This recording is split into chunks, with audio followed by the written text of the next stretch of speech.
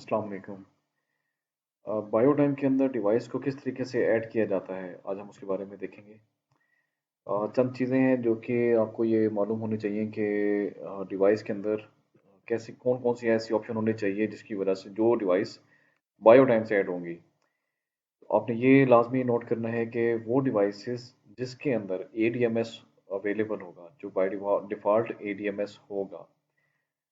जैसे कि ये मैंने एक डिवाइस को ओपन किया हुआ है, एक उसकी डाटा शीट ओपन की है। तो आप डिवाइस परचेज करने से पहले एक दफ़ा ये वेरीफाई कर लें कि इसका जो स्टैंडर्ड फंक्शन है उसमें एडीएमएस है या नहीं है। अगर ये ऑप्शनल होगा तो इसका मतलब है कि वो आपको परचेज करना पड़ेगा, और परचेज करने के बाद जो डिवाइस है वो बायो टाइम के अंदर आपकी ऐड हो सकेगी।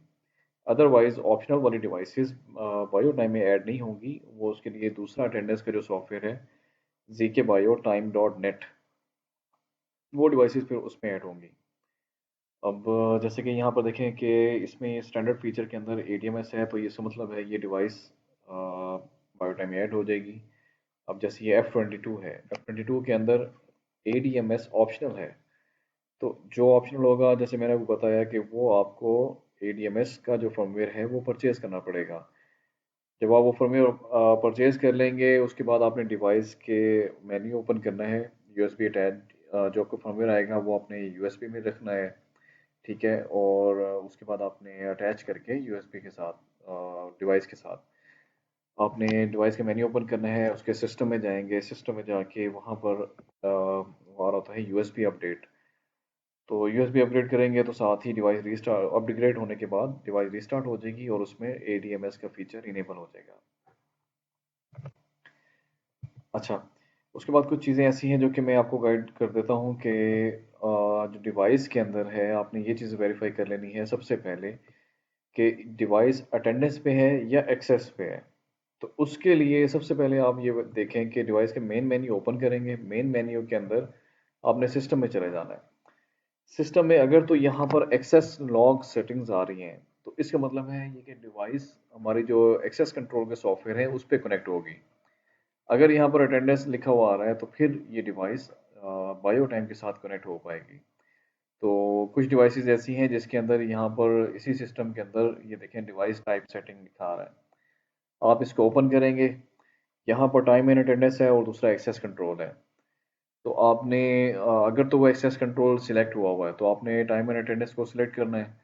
उसके बाद ये भी आपने ध्यान रखना है कि जैसे ही अगर आपको कोई डाटा है तो वो आप अपने पास सेव रखें, अपने पास पहले सेव कर लें।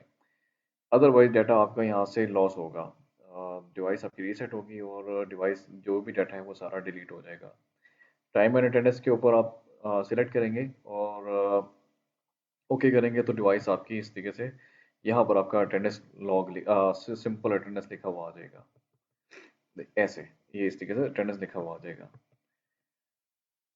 इसके बाद आपने ये चीज़ देखनी है कि अब जो हमने सेटिंग करनी है वो डिवाइस के अंदर करनी है। और वो कौन कौन सी सेटिंग होगी, इथरनेट की और आपकी cloud server setting.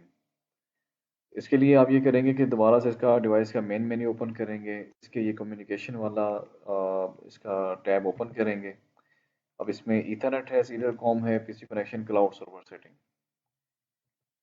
Ethernet setting के अंदर आप ये देखना है कि अगर आपका जो डिवाइस है वो आप कनेक्ट कर रहे हैं डायरेक्टली केबल के साथ अपने लैपटॉप के साथ, अगर आपने डिवाइस को अटैच किया हुआ है तो एक चीज़ का ध्यान रखना है कि अगर आपका लैपटॉप वाईफाई के साथ कनेक्टेड है और उस पर आपको आईपी असाइन हुई हुई है, लेट्स सपोज 10 डॉट कोई भी आईपी असाइन हुई है, तो आपने ये देखना है कि यहाँ पर भी आपने सेम आईपी नहीं रखनी। अगर आपको वाईफाई के अंदर 192.168.10.3456 जो भी आईपी मिली हुई है, तो ये ईथरनेट की स्कीम आप चेंज कर देंगे, यानी कि 1 की कर दें, 100 की कर दें, 0 की स्कीम में आप अपनी इसमें सेटिंग कर लें। तो यहाँ पर मैंने अभी ईथरनेट सेटिंग में अपने पास लैपटॉप में भी 1 की आईपी रखी हुई है, और मैंने यहाँ पर भी उसी लिहाज से डिवाइस में भी मैंने उसकी सेटिंग 1 के हिसाब से कर दी है।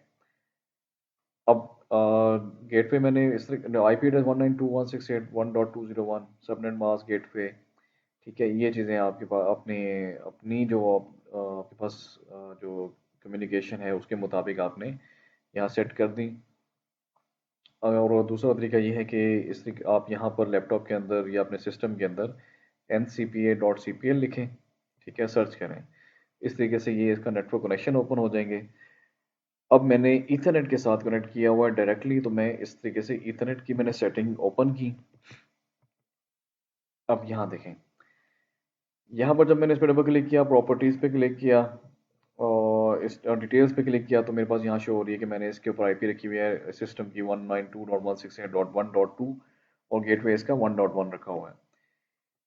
अब यहाँ पर ये जो 1.2 है, यही आईपी हमारी क्लाउड सर्वर सेटिंग की जो हमारी जो आईपी है क्लाउड सर्वर में जो हमने असाइन करनी है, वही वो वाली आईपी यहाँ पर 192.168.1.2 है। अगर आपने वाईफाई के साथ कनेक्ट किया हुआ है और राउटर यानी कि राउटर के साथ आपने डिवाइस को कनेक्ट किया हुआ है, उस सिनेरियो में आपने वाईफाई की इस तरह डिटेल ओपन करनी है। वाईफाई की डिटेल ओपन करने के बाद आपके पास जो IPv4 एड्रेस लिख आ रहा होगा, ये आपका सर्वर एड्रेस है जो कि हमने क्लाउड सर्वर सेटिंग में हमने असाइन करना है, ठीक है। और उसके बाद कम्युनिकेशन में जाके आप ये क्लाउड सर्वर सेटिंग में दिखा देता हूँ। अब 1.2 मेरे पास, क्योंकि मैंने इसको ईथरनेट के साथ कनेक्ट किया हुआ है, तो वहां पर मेरे पास आईपी आ रही है 192.168.1.2। ये आईपी आपने क्लाउड सर्वर में देनी है।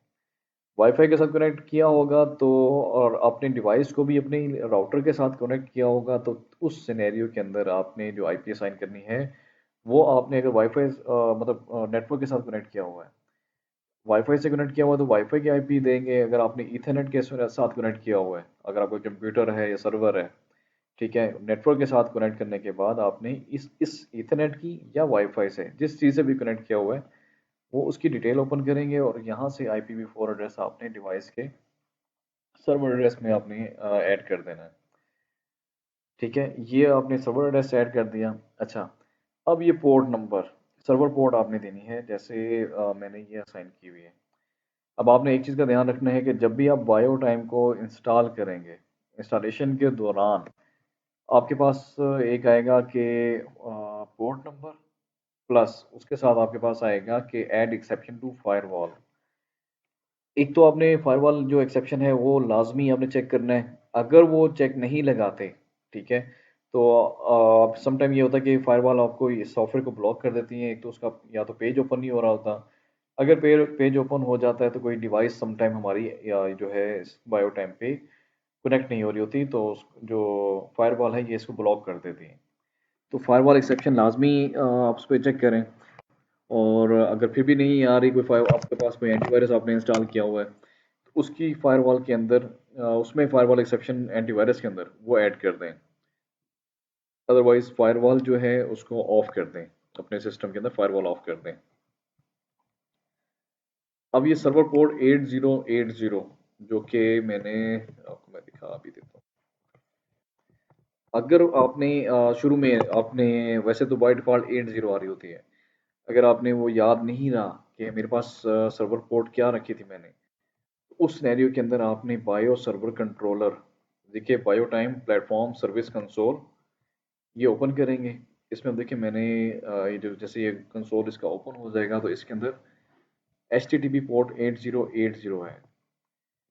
तो HTTP पे अगर मैंने कॉन्फ़िगरेशन की हुई है, तो यहाँ पर डिवाइस के अंदर आपने ये HTTPS, ये अगर आपके पास इनेबल है तो इसको लाजमी इसको डिसेबल कर दें, वरना इसकी कम्युनिकेशन HTTPS पे हो रही होगी, तो आपके पास सॉफ्टवेयर के अंदर भी HTTPS की ही पोर्ट आपने यहाँ पर प्रोवाइड करनी है।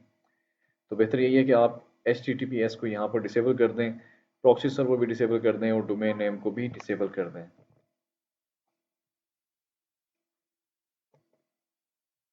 अच्छा, इसके बावजूद अगर आपके पास डिवाइस ऐड नहीं हो रही, तो उस सिनेरियो में आपने ये करना है कि डिवाइस के मेन्यू ओपन करेंगे, मेन्यू में और ये सिक्योरिटी सेटिंग आ रही होती है,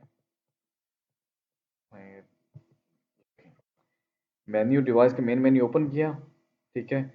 उसके बाद उसमें सिस्टम को ओपन करेंगे, सिस्टम के अंदर सिक्योरिटी सेटिंग होती है। और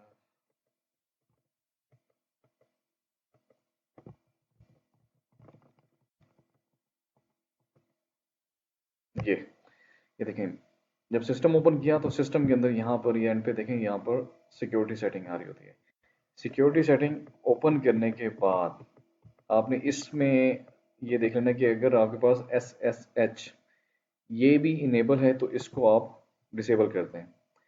और इसके बावजूद अगर आपके पास डाटा सिंक नहीं हो रहा तो बेशक इसका सिक्योरिटी मोड कंप्लीट बंद कर दें। लेकिन अगर आप ये सिक्योरिटी मोड बंद करते हैं तो इसके बाद डाटा भी आपका ये होता है कि डिलीट हो जाता है।